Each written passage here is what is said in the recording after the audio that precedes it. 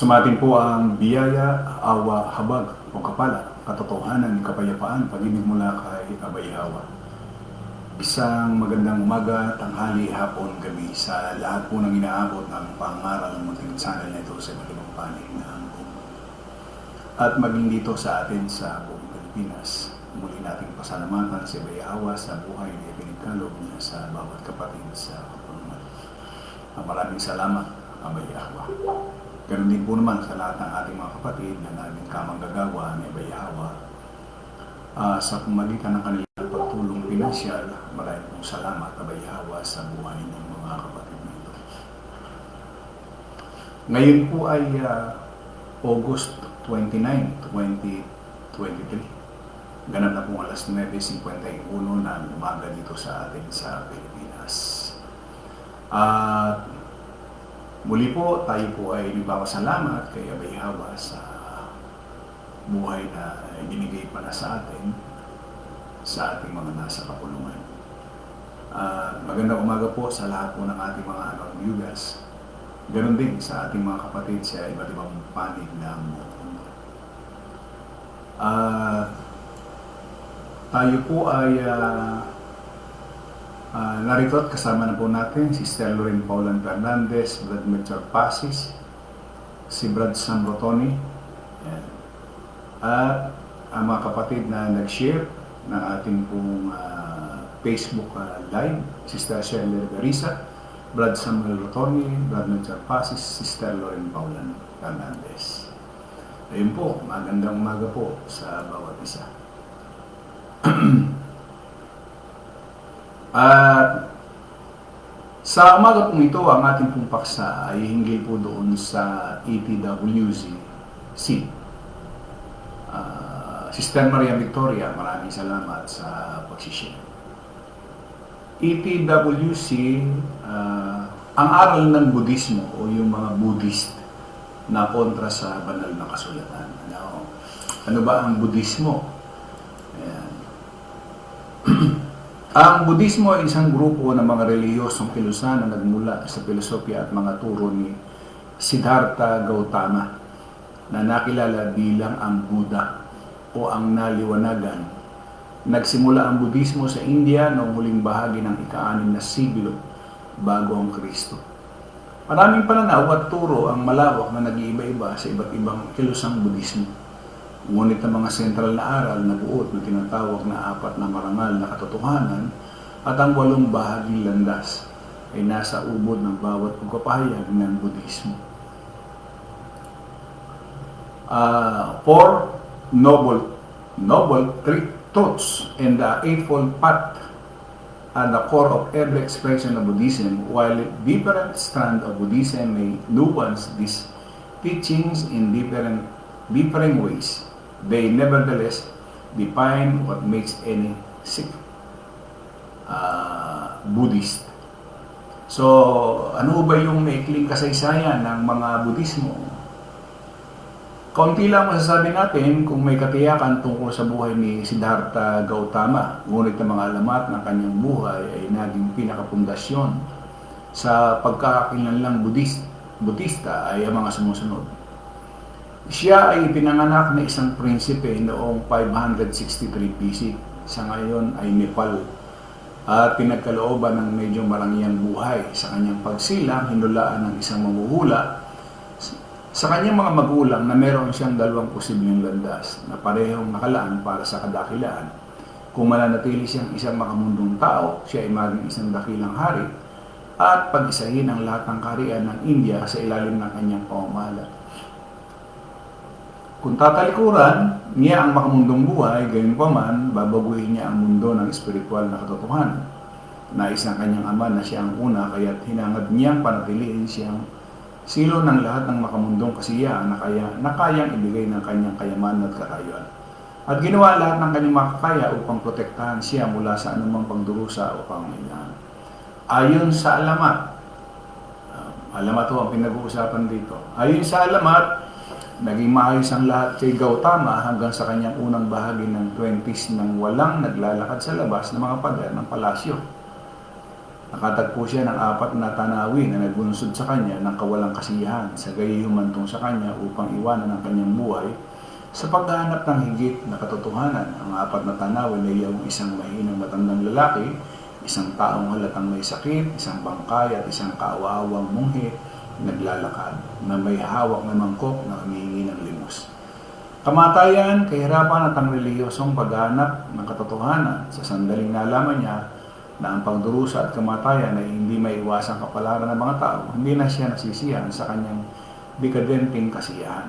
Sinasabing meron siyang asawa, ang kanyang pinsan na si Yasodhara, at isang anak na lalaki na pinangalan niyang Rahula, na nangangagulong mga tanikala o mga tanikala. Isang gabi, hindi na niya nakayanan ang kanyang kawalang kasiyahan at tahimik na iniwan ng kanyang asawa, ang kanyang anak at ang komportableng buhay sa bahay ng kanyang ama upang ituloy ang katotohanan.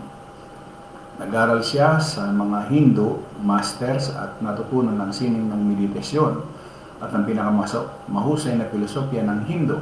Ngunit sa wakas ay napagpasyahan niya na ang natutunan niya, ang lahat ng kanyang makakaya mula sa kanila ay hindi pa rin natatagpuan ang katotohanan ng hinahanap niya. Pagkatapos ay sumali siya sa isang banda ng mga ascetics na naghahabol ng kaliwanagan sa pamagitan ng matinding disiplina at kawalan katawan. Sinasabi ng mga kwento na nalampasan niya ang lahat ng kanyang kasigasigan. Sa isang punto ay binawasan ang kanyang pagkain sa 6 na butil na bigas sa isang araw at itinulak ang kanyang sarili sa bingit ng gutom. Sa huli, nalaman niyang wala na rin itong saysay. Matapos ang mga taon ng pagsisikap na ito, sa wakas dumating si Gautama sa lugar kung saan siya naging Buddha. Umupo siya sa ilalim ng isang puno na pagkatapos ay tinawag na Bodhi tree o puno ng kaliwanagan. Ang mga alamat ay nagsasabi tungkol sa isang masamang espiritu na nagtangkang gambalain si Gautama sa pagnanais, kasiyahan, takot at pagdurusa. Walang anuman gayon pa man ang makapagpapatalikod sa kanya mula sa landas ng kaliwanagan, at habang siya nakaupo sa pagninilay sa ilalim ng puno sa buong gabi, siya ay nagkaroon ng bagong kamalayan, natuklasan ng katotohanan at naging Buddha. Ang mga alamat ay naglalarawan sa mga katagang kosmiko kung paano ang lahat ng bagay na umiiral ay nagalak sa susunod na umaga sa kaganapan ng pagliliwanag ng Buddha. Naglakbay ang Buddha tungkol sa pagtuturo ng katotohanan ng natuklasan niya. Tinitipon sa kanyang sarili ang isang tapat na sumusunod ng mga deboto. At tinahamon ng mga otoridad ng Hindu noong panahon iyon. Sa 80 taong gulang, ang Buddha ay huminga sa kanyang huling hininga sa isang lugar sa paligid 483 BC. Sa loob ng isang siglo ng kanyang kamatayan, iba't ibang paksyon sa loob ng Budismo ang umusubong na.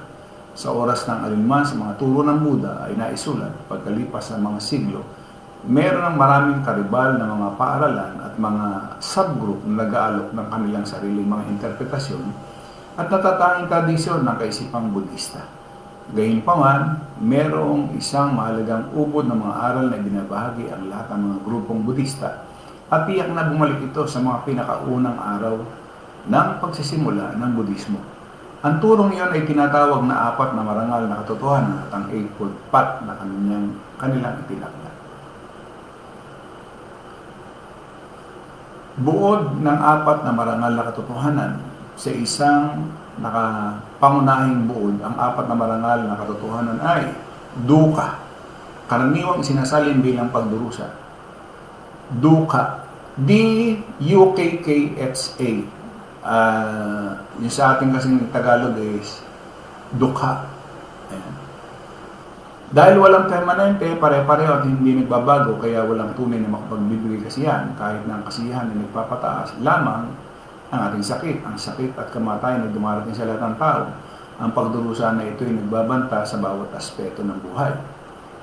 Dukkha ay sanin ng ating pagnanasa, nananabik tayo at kumakapit sa mga kasiyasiyang bagay na hindi maiwasang lilipas. Sinisikap nating iwasan ang mga hindi kasiyasiyang bagay na tiyak na darating. Ang mga pananabik na ito, ang sanin ng ating pagdurusa at ang katunayan, ang mga pagnanasan ito ay nagpapanatili sa siklo ng kapanganakan, kamatayan at muling pagsilang na nagpapatuloy sa pagdurusa habang buhay pagkatapos ng buhay. Posibleng wakasan ang dukkha at sa gayon ay malampasan ang siklo na ito, estado ng nirvana sa pamagitan ng ganap na pagpapaalam sa lahat ng pagnanasa. Natatamo ang isa, ang pagtakas na ito sa pamagitan ng pagsunod sa 800 na landas. Ano ba yung eightfold path na binubuo ng right view? Ikalawa, tamang intensyon. Ikatlo, tamang pagsasalita. Ikaapat, tamang aksyon.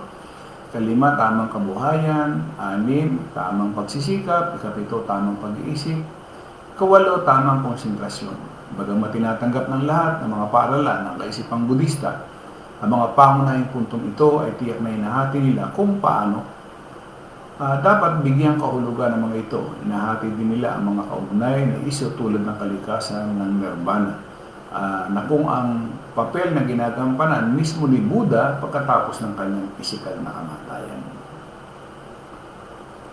Anatta at rebirth. Ang lahat na ito ay hindi maaaring ganap na magkaroon ng kahulugan na walang hindi bababa sa isang pangkalahatang ideya ng Buddhist na larawan ng buhay. Hindi tulad ng mga Hindu na naniniwala ang mayroong permanenteng banal na diwa na lumilipat mula sa isang buhay patungo sa susunod na siklo ng reinkarnasyon. Tinatanggihan ng Buddha ang ideyang ito. Naniniwala siya na ang tao ay binubuo ng iba't ibang physical, mental, emosyonal at spiritual na mga salik, ngunit wala sa mga ito ang permanente. Sa katunayan, walang anumang aspeto ng isang tao na nagpapatuloy sa buhay na ito, nagpapatuloy sa kabilang buhay. Ang Hindu na ideya ng permanenteng banal na sarili ay tinatawag na Atman, kaya ang doktrinang Budista laban sa ideyang ito ay tinatawag na Anatta o walang Atman. Ang mga tiyak na implikasyon nito ay nag-iiba mula sa isang stream ng Budismo patungo sa isa pa. Ngunit sa ilang mga kahulugan, lahat ay itatanggi na ang mga individual na tao ay may kung ano ang isipan ng isa bilang isang nagtitiis sa sarili. Ang iyong pangunawa sa ganyan ay isang ilusyon na dapat sirain upang talikuran ang mga pagnanasa ng isang tao at makahanap ng kalayaan mula sa pagdurusa. Kadalasang mas gusto ng mga Budista ang terminong muling pagsilang kaysa sa reinkarnasyon, dahil bagamat naniniwala sila sa isang patuloy na serye ng nakaraan at tinaharap na buhay, tinanggal nila ang ideya na mayroong patuloy na diwa o tunay na ikaw na patuloy na lumilipat mula sa isang buhay patungo sa susunod. Walang anumang tiyak, patuloy nilang na nagkakatawang tao sa bawat bagong buhay. So, ito yung maikling kasaysayan ng Budismo. Ayan. So, marami rin silang mga aral at may mga iba't ibang sangay pa ng Budismo. Ang Budismo ay isang kilalang relihiyon sa silangan na tinatag sa India mga 500 taon bago ang Kristo.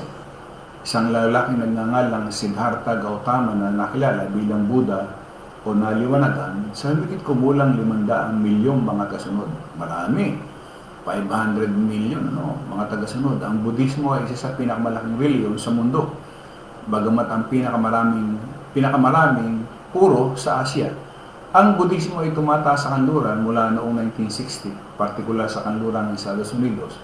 Hindi lamang naiba ang Budismo sa Kristyanismo sa mga individual na pag-aangkin, tulad ng kung sino o ano ang Diyos o kung ano ang nangyari sa atin kapag tayo ay namatay. Ngunit ang Budismo at Kristyanismo ay nagpapakita na ganap na magkaibang pananaw sa mundo na nakaapekto sa bawat paksa ng kahalagahan. So, ayan ho yung maikling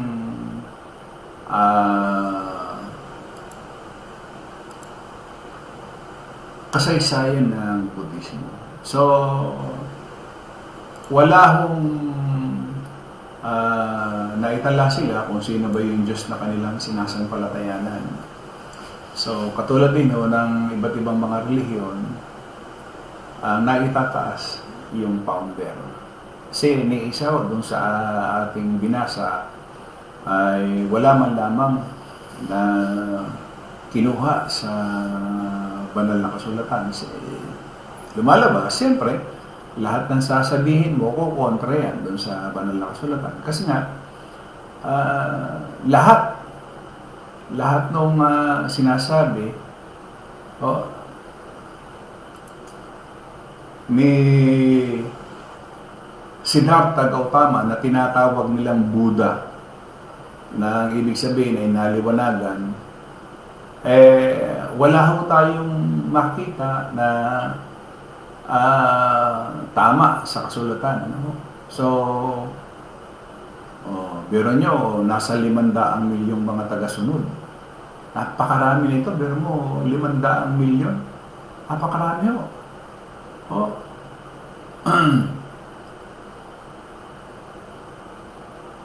So, naniniwala ba ang mga Budista sa Diyos? At kung naniniwala, sino yung Diyos na yun? Kasi halimbawa, may paniniwala sila. Sino ba yung Diyos? O naniniwala ba ang Budista sa Diyos? Ang Budismo ay hindi tugma sa paniniwala ng isang personal na Diyos na naiba sa kanyang nilikha. May soberanong kalooban at plano para sa sangkatauhan. O na ang biyaya ay makapagliligtas sa isa mula sa pagkakasala at pagdurusa. Sa pinakamahalagang kahulugan, ito, ang mga Budista ay hindi naniniwala sa Diyos. Gaya ng pagtukoy at paggamit ng mga Kristiyano sa salitang iyon. So, kaya pala wala ho tayong makita na kumuha man lamang ng sita sa banal na kasulatan sapagkat ang Budista ay hindi naniniwala sa Diyos. Matindi na ang isa sa makakahanap ng mga individual sa modernong kanluran nagsisikap na pagtugmain ang halos alinman dalawang magkasalungat na paniniwala. Ngunit ang isa ay hindi maaaring maging makabuluhan at tuloy-tuloy na Budista at naniniwala sa anumang bagay na tulad ng isang teistikong Diyos. Bagamat merong isang mas kamakailan lamang modernong kalakaran upang ilarawan ang Budismo bilang simpleng agnostiko sa tanong ng Diyos, hindi ito ang kaso kapag tinutukoy natin ang Diyos bilang mga Kristiyano. Ito yung paliwanag ko. Tayo naman hindi gumagamit ng salitang Kristiyano. O kahit mga Hudyo at Muslim ay gagamit ng salita. Una sa lahat, tinuturo ng Budismo na walang bagay na maaaring mag-isa. Ang lahat ay dapat nakasama ng lahat ng iba pa. Sa katunayan, sa Budismo, upang matamo ang wakas ng pagdurusa, dapat na matanto ng isang tao ang hindi mahati na pagkakaisa. Ang lahat ng bagay, walang personal sa sarili at walang mga panlabas sa bagay. Ang Budista, sa makatuwid ay hindi maaaring isipin ng Diyos bilang isang aktwal na personal na nilalang na tunay na natatangi at naiba sa magkakaugnay na pagkakaisa na sumasaklaw sa lahat ng bagay. Pangalawa, sa lahat ng ideya ng nirvana mismo, hindi may isip ng Budista ang anumang bagay, lalo na ang sinuman bilang permanente o hindi nagbabago. Pinagtatanggol pa nga ng ilan na pinahintulutan ni Buddha ang posibilidad na ang nirvana mismo ay maaaring hindi permanente. Ang ideya na ang lahat ay patuloy na nagbabago at walang tunay na permanente mula sa isang sandali hanggang sa susunod ay tumatago sa halos lahat ng panitikang Budista. Ang impermanence ng lahat ng mga bagay ay ang katunayan na unawaan kasama ang pagdurusa at ang kawalan ng isang tunay na personal na sarili. Isa sa tatlong marka ng lahat ng pag-iirad, ang isang hindi nagbabago, walang hanggang Diyos ay sumasalungat sa gayong kosmos. Bagamat maaaring subukan ng ilan ay tumbas ang nirvana sa Diyos, ito ay isang malalim na hindi pagkakaunawan. Ang nirvana ay hindi personal sa anumang kahulugan, ay hindi tagapaglikha, walang kakayahang kumilos, gaya ng sabi ng mga eskolar. Kung ang kawalan ng isang personal na nilikha ng Diyos ay ateismo, ang Budismo ay ateistiko. Ang Dalai Lama ay nagpapaliwanag pa. Ang buong pananaw sa daigdig ng Budista ay nakabatay sa isang filosofikal na panindigan kung saan ang sentral na kaisipan ay ang prinsipyo ng pagtutulungan, kung paano ang lahat ng bagay at pangyayari ay nabuo lamang bilang resulta ng mga pakikipugnayan sa pagitan ng mga sanhi at kondisyon sa loob ng filosofikal na pananaw sa mundo. Halos imposibleng magkaroon ng anumang puwang para sa isang atemporal, walang hanggan, ganap na katotohanan. Hindi rin posible na tanggapin ang konsepto ng isang kalalapaglit. Budismo at polytheism may pangalawang kahulugan, gayunpaman kung saan maaari nating itanong ang tanong, naniniwala ba ang mga Budista sa mga Diyos?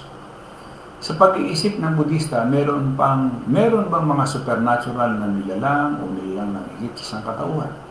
Meron bang mga nakamamalay na bagay maliban sa mga tao at hayop lamang? Meron bang mga espiritu o mga Diyos sa isang diwa na mas katulad ng mga lumang paganong reliyon? O kahit sa mga kung saan pinaniniwalaan ng mga Hindu ang sariling kultura ng Buddha. Tinatanggihan ba ng Budismo ang mga entidad na ito?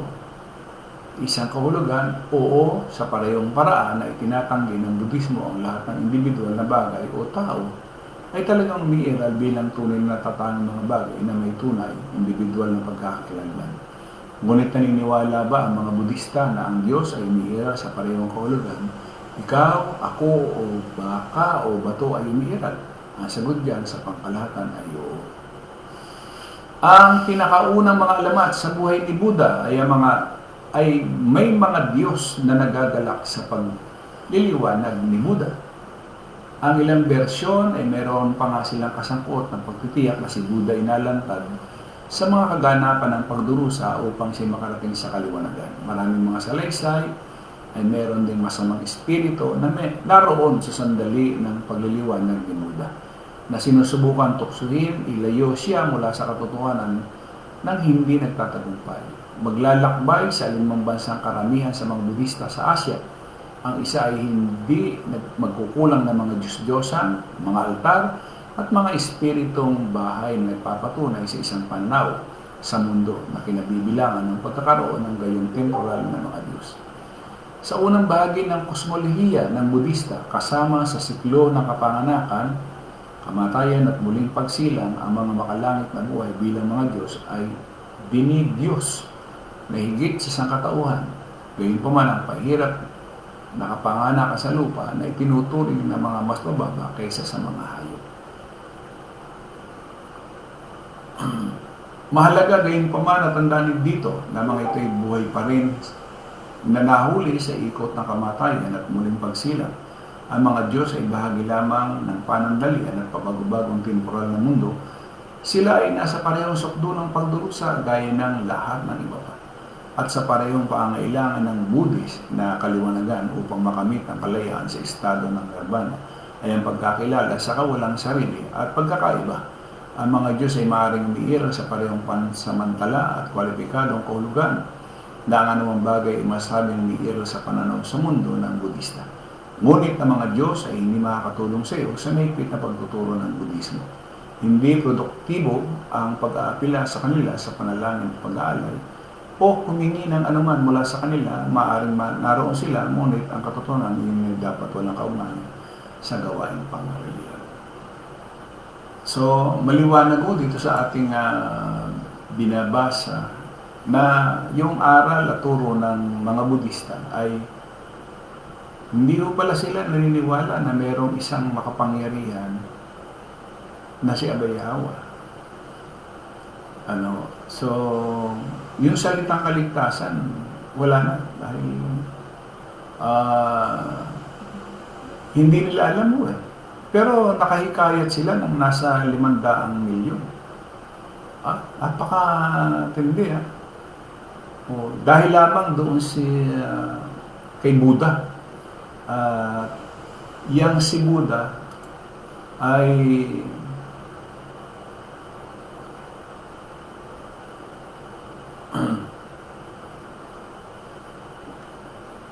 ibig sabihin, palibas ay tao, lumalabas na ang sinusunod nitong mga followers ng mga Budismo ay tao. Di ba? So, kung gano'n ang mangyayari, kumbaga, may sumpa na itong mga ito kung sa banal na kasulatan. So, naandun ho yung sumpa na sumpain ng tao na tumitiwala sa tao. So, kaalinsabay niyan, tinawag din ho silang relihiyon eh. Pero hindi naniniwala na merong Diyos na makapangyarihan. Ano? So, kaisipang pang-tao, aral ng tao, lahat gawi ng tao, ganyan nangyari. Pero makita ninyo kung paano lumaganap sila. No? Ngayon, siguro tatanungin natin, Brad, sino ang may gawa niyan? Wala namang iba kundi si Abayawa rin ang may gawa. Lahat ho nung nangyayari dito sa mundong ito ay walang iba kundi si Abayawa. So, dito ho, isa lamang ito doon sa mga reliyong mga pandaigdigan ho. Ibig sabihin lamang, yung Buddha na tinatawag nila ay walang iba kundi si Siddhartha Gautama. Yung turo niya. So, siyempre, hindi sinusuportahan ng banal na kasulatan niya. Yung pagkaturo ng isang tao, hindi sinusuportahan yan. Na kahit pa ganyan karami yung adherents niya o yung mga kumikilala, sumasamba, pero nyo, sinasamba si Buddha, yung tao na mismo. Wala si Abayawa. Wala na. Kaya nga tawag sa kanila is Buddhism. Ibig sabihin, ang paniniwala nito mga Buddhism ay nakatuon dun kay Buddha. Sa maliwanag, siyempre, kaya natin naging pinalakayan para mas lumawak pa yung ating kaalaman sa iba't ibang mga relihiyon. Kasi isa lamang ito doon sa mga pangrelihiyong pandaigdig.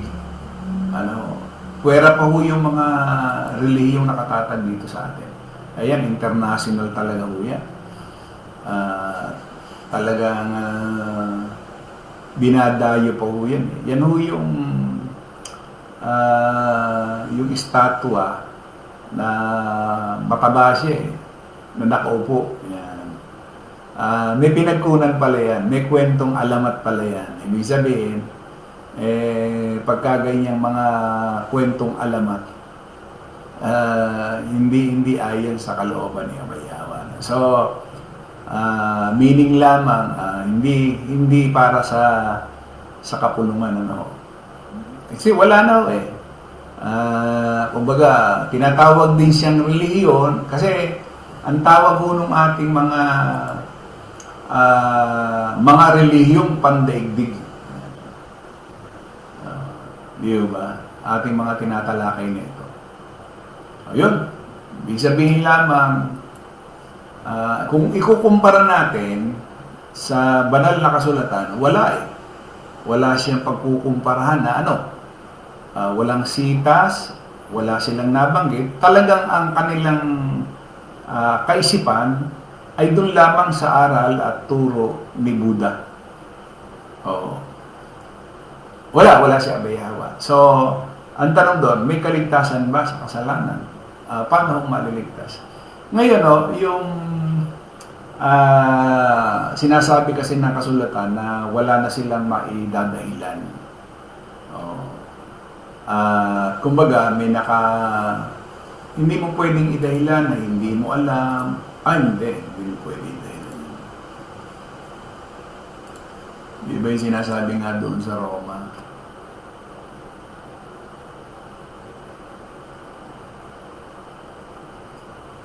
Sabi dito,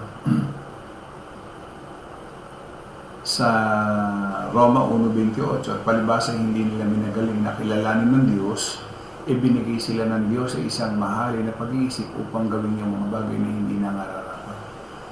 Ayan. So, yan ang nangyari ho dyan sa mga Buddhism. Mabigat ho dyan yung pagtatakwil ni Abayawa dyan.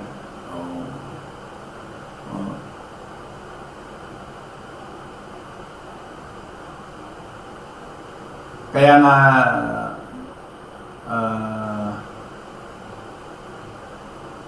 meron hong nakalagay halimbawa doon sa sulat ni Pablo kay Timoteo at kung paanong si Janes o Janice at si Jambres ay nagsilaban kay Moises, gayon din naman ang mga ito'y nagsilaban sa katotohanan. Mga taong masasama ang pag-iisip, mga itinakwil tungkol sa pananampalataya. Ayan ang kaling tulad ni Buddha. Kumbaga, itinakwil tungkol sa pananampalataya kasi wala naman si Abay Yahweh. So, wala. Hindi mo pwedeng gamitin dito yung sinasabi ni Pablo kay Tito na nagpapanggap na nakilala ng Diyos. Wala ho yun. Walang ganon. Dahil, kumbaga, hindi naman sila kumikilala kay Abay Yahweh. So, pagdating ko doon sa salitang kaligtasan, wala na. Kaligtasan sa kasalanan. Wala na ho. Kung ilan man yan, daang milyon man yan, ay wala na. So, yun. Maikling kasaysayan ng Budismo. At least, nakita natin. Napakarami pa rin sana na pwede nating basahin. Kaya lang, yun nga, mauubos yung ating panahon na hindi naman pala ito kumikilala kay Abay Yahweh.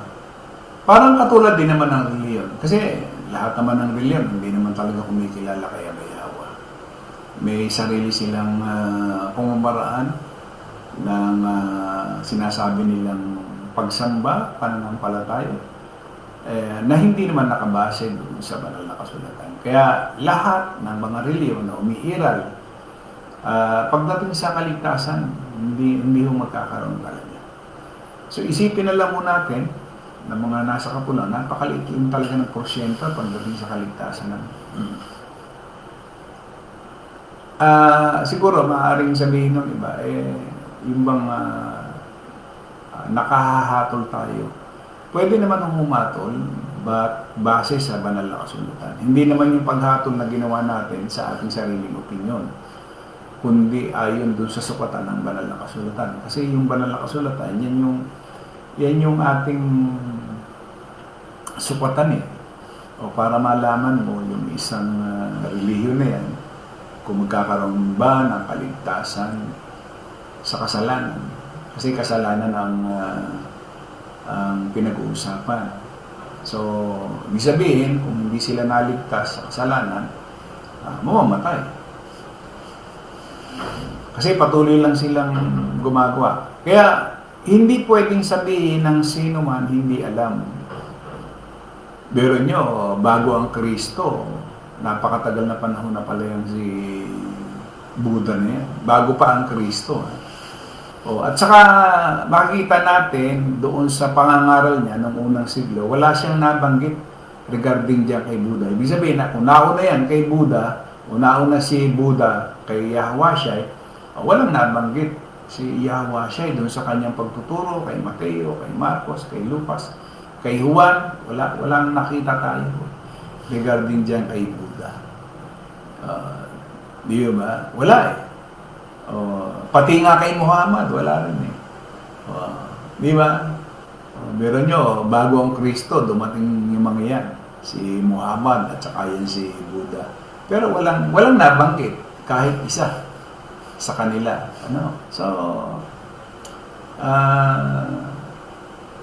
ginamit lang ni Abay Yahweh yung mga taong yan para ipakita sa ating mga nasa kapunuan. Ito yung mga relihiyon para makita natin yung mali at tama. So talagang napakabuti ni Abay Yahweh na maipaintindi sa atin itong bagay na ito. Siyempre, yan yung ating ipinagpapasalamat tuloy-tuloy na. Muli po, maraming pong salamat at loobin ni Abay Yahweh bukas. Meron pa ulit tayong iba pang relihiyon. Kaya tingnan nyo, hindi na natin kinakahabaan, hindi natin nilagyan ng part 1, part 2. Kasi nga, nakita na natin, kumbaga pahapyaw na lang.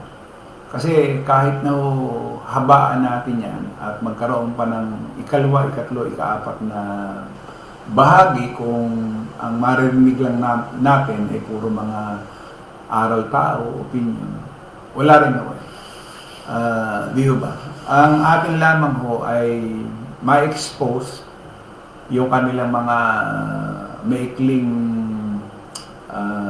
aral, para makita natin na pakalayo, wala ho talaga kahit isa, wala ho. Hindi ho ito gumamit ng banal na kasulatan, hindi gumagamit si Buddha ng banal na kasulatan, na hindi katulad ng mga Muslim, ng Mormons at ng mga Saksi ni Jehovah, Adventista, Katoliko, hindi ito gumamit. Talagang yung kanyang aral, doktrina, kasi nga hindi siya naniniwala kay Abay Haba. Yun po, magandang umaga doon sa lahat ng ating mga viewers at sa lahat po ng ating mga kapatid na atin pong nakasama sa umaga po ito. Ayan. Sister Maria Victoria, Brad Samuel Rotoni, Sister Shirley Reverisa, Sister Lori Calderon, Sister Elizabeth Benz, magandang umaga, Brad Emiliana Umali, Joel Suela, Sister Lolita Corsiga, Brad Edmundo Umali, Sister Chris de la Cruz Kim, Sister Gina Macar, Sister Jean Kindo Berti Lopez, Brad Arnelo A. Preagola,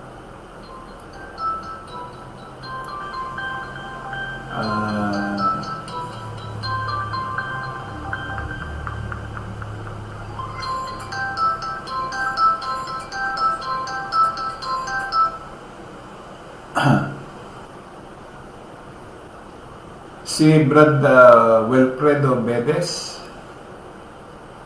Brad Melchor Pasis, Brad Arthur Borromeo,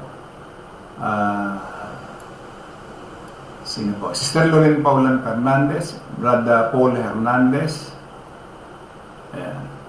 Brad Edmundo Umali, hindi talaga nila bro magagamit ang kasulatan dahil hindi talaga nila pagkakaperahan ng mga reliyon. Lolita Corsiga, wala rin pinagkaiba sa mga reliyon, sa tao din po sila naniniwala. Ayan. Brad Arthur Borromeo. Ayan. So nakita natin na talagang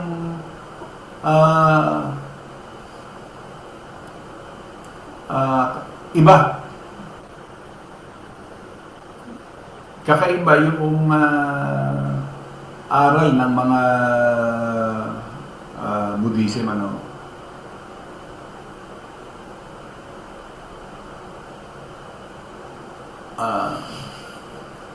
ayun po, loobin po ni Abay Haba na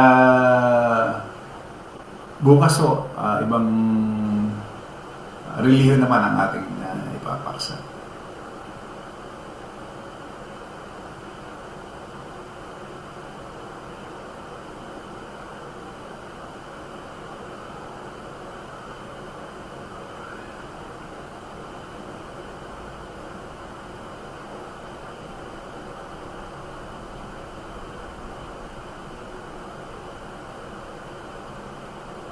So muli po, maraming pong salamat sa lahat po ng ating mga nakasama, sa mga viewers.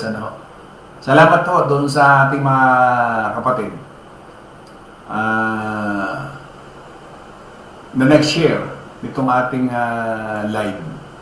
Brad Wilfredo Bedes, Sister Gina Macar, Sister Chris de la Cruz Kim, Brad Joel Suela, Sister Lolita Corsiga, Brad Emiliano Umali, Sister Maria Victoria, Sister Shirley Reverisa, Brad Sam Rotoni, Melchor Pasi, Sister Loren Paulan Fernandez. Ito po yung mga kapatid na ating nag-share itong ating Facebook Live. Salamat po doon sa lahat. So nagkaroon po tayo ng 11 viewers. Ito yung nakalagay doon sa Insight. Pero pagka dadating mo sa kinabukasan, ang dami pa rin may higit 100 ho. Halimbawa, katulad nung ngayon, bukas pa lang makikita ko kung gaano karami. So ngayon, na naka-indicate dito sa aking monitor is 11 viewers. Loobin ni Abay Haba na mapanood dito. o ng iba pa para may maunawaan din sila. No? O muli po, maraming pong salamat. Patuloy po tayong ingatan, gabayan, papalain ni Abay Hawa. Sa isang Diyos na ating tagapagligtas, sa pangalan po ni Abay Hawa, sumakanya nawa ang kalwalatian, ang karangalan, ang paghahari at ang kapangyarihan sa kauna-unahang panahon at ngayon magpakailanman. Isa nawa. Maraming pong salamat sa lahat po ng ating mga non-viewers. Maraming salamat sa lahat ng ating naging subscribers. Maraming salamat po sa lahat ng ating mga kapatiran sa iba't ibang panig ng buong mundo. Muli, isang magandang umaga po sa ating lahat.